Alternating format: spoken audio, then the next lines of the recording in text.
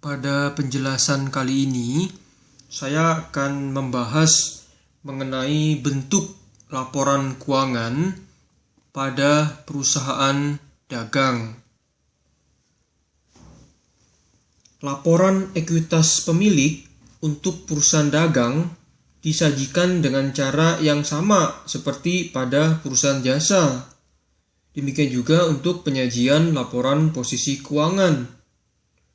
Untuk penyajian laporan posisi keuangan, perbedaan yang ada hanyalah dalam hal akun persediaan barang dagang, yang tentu saja akun ini tidak ada dalam laporan posisi keuangan perusahaan jasa.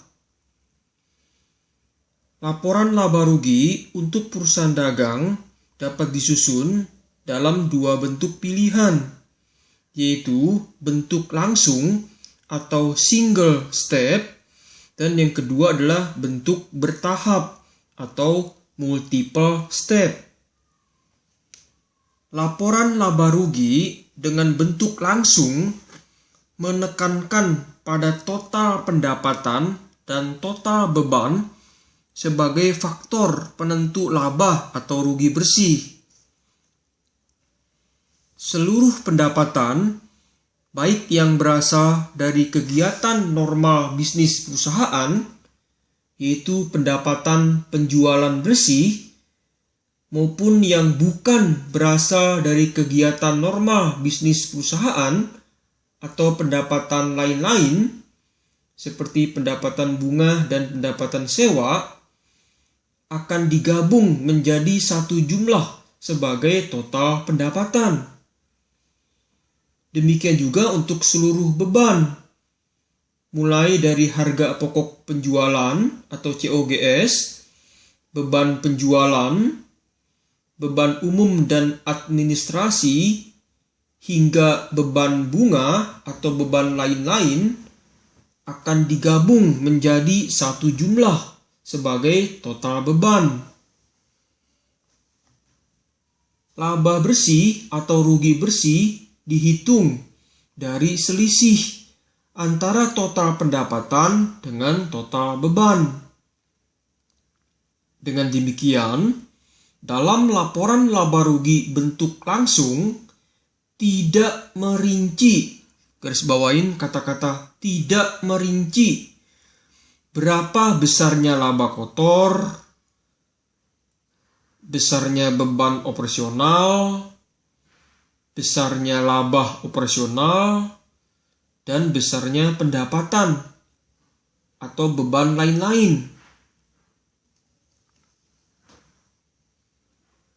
Sedangkan untuk laporan laba rugi dengan bentuk bertahap atau multiple step, laporan laba rugi bentuk multiple step ini menunjukkan tahapan-tahapan. Makanya dinamakan multiple step. Saya ulang. Laporan laba rugi bentuk bertahap ini menunjukkan tahapan-tahapan dalam menentukan laba atau rugi bersih. Pendapatan penjualan bersih akan dikurangkan dengan harga pokok penjualan untuk menentukan besarnya laba kotor.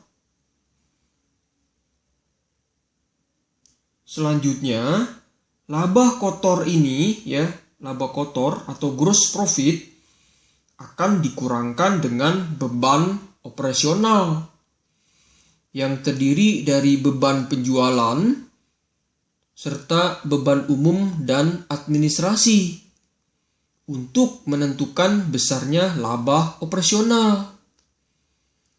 Lalu, laba operasional ini akan ditambah atau dikurangkan dengan pendapatan lain-lain atau beban lain-lain untuk menentukan besarnya laba atau rugi bersih. Penjualan merupakan total jumlah yang dibebankan kepada pelanggan atas barang dagang yang dijual perusahaan, baik melalui penjualan tunai maupun penjualan secara kredit. Jadi sekali lagi, besarnya penjualan yang akan masuk di dalam laporan laba rugi adalah terdiri dari baik penjualan tunai maupun penjualan secara kredit.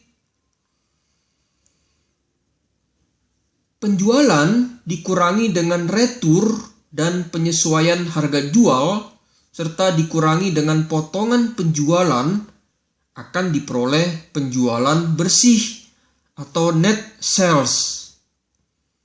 Jadi net sales di sini adalah penjualan dikurangi dengan retur dan penyesuaian harga jual serta dikurangi dengan potongan penjualan. Dapatlah penjualan bersih atau net sales. Ingatlah kembali bahwa retur penjualan terjadi apabila perusahaan menerima kembali barang dagang yang telah dijualnya kepada pelanggan sebagai akibat adanya kerusakan barang dagang atau barang dagang yang dijual atau dikirimnya tidak sesuai dengan kriteria atau spesifikasi pesanan pelanggan. Sedangkan penyesuaian atau pengurangan terhadap harga jual diberikan kepada pelanggan, di mana dalam hal ini perusahaan tidak menerima kembali barang dagangan yang telah dijualnya. Potongan penjualan diberikan oleh perusahaan kepada pelanggannya yang melakukan pembayaran lebih awal atau selama dalam periode potongan, sebagaimana yang tertera di dalam persyaratan kredit atau kredit term yang biasanya dicantumkan di dalam invoice atau faktur penjualan. Potongan penjualan sesungguhnya tidak hanya bermanfaat bagi si pembeli saja, tetapi juga bagi si penjual. Bagi si pembeli, potongan penjualan ini tentu saja akan dapat menghemat jumlah uang yang akan dibayarkan atau saving of the money. Sedangkan bagi penjual, potongan penjualan yang dimanfaatkan oleh si pembeli akan dapat memperpendek atau mempersingkat waktu penagihan kas atau waktu yang diperlukan untuk mengkonversi piutang usaha menjadi kas. Beban operasional atau operating expense dapat dibedakan menjadi dua, yaitu beban penjualan atau selling expense dan beban umum dan administrasi atau general and administrative expense.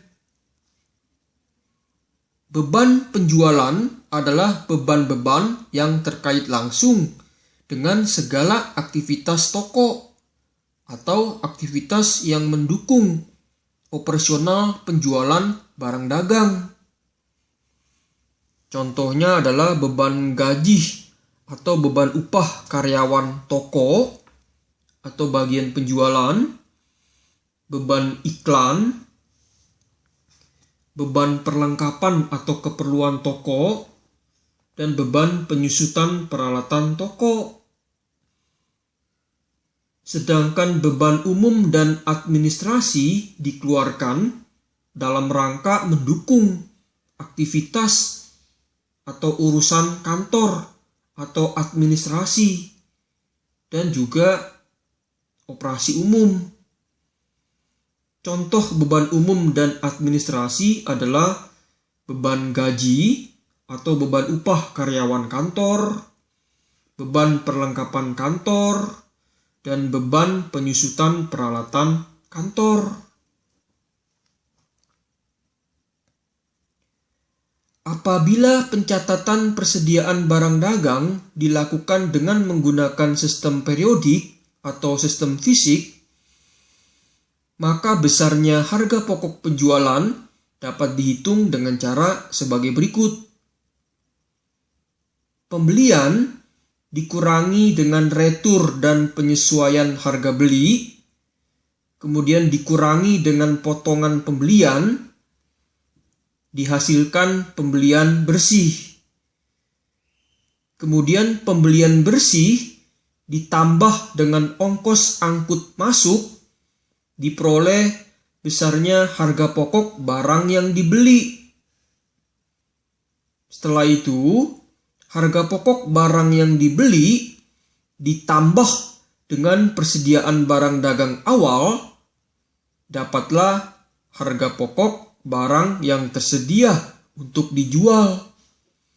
Kemudian, harga pokok barang yang tersedia untuk dijual dikurangi dengan persediaan barang dagang akhir, dapatlah harga pokok penjualan. Harga pokok penjualan ini tentu saja baru dapat dihitung setelah saldo persediaan akhir diketahui melalui penghitungan fisik atas barang dagang yang masih ada di gudang per akhir periode akuntansi atau per tanggal pelaporan. Pembelian merupakan total jumlah yang dibebankan oleh pemasok atas barang yang dibeli perusahaan, baik meliputi pembelian tunai maupun pembelian secara kredit. Pembelian dikurangi dengan retur dan penyesuaian harga beli, serta juga dikurangi dengan potongan pembelian, akan diperoleh pembelian bersih atau net purchase. Ingatlah kembali bahwa retur pembelian atau purchase return terjadi ketika perusahaan mengembalikan barang dagang yang telah dibelinya dari pemasok sebagai akibat adanya kerusakan, cacat, ataupun barang yang diterima tidak sesuai dengan kriteria pesanan. Sedangkan penyesuaian atau pengurangan terhadap harga beli yang dikenal dengan istilah purchase allowances terjadi dalam situasi di mana perusahaan memilih untuk tidak mengembalikan barang yang telah dibelinya dan pemasok bersedia untuk memberikan pengurangan harga. Potongan pembelian atau purchase discount diperoleh dari pemasok atau penjual karena perusahaan melakukan pembayaran lebih awal atau selama dalam periode potongan, sebagaimana yang tercantum dalam persyaratan kredit atau kredit term. Pembelian bersih ditambah dengan ongkos angkut masuk akan diperoleh besarnya harga pokok dari barang yang dibeli.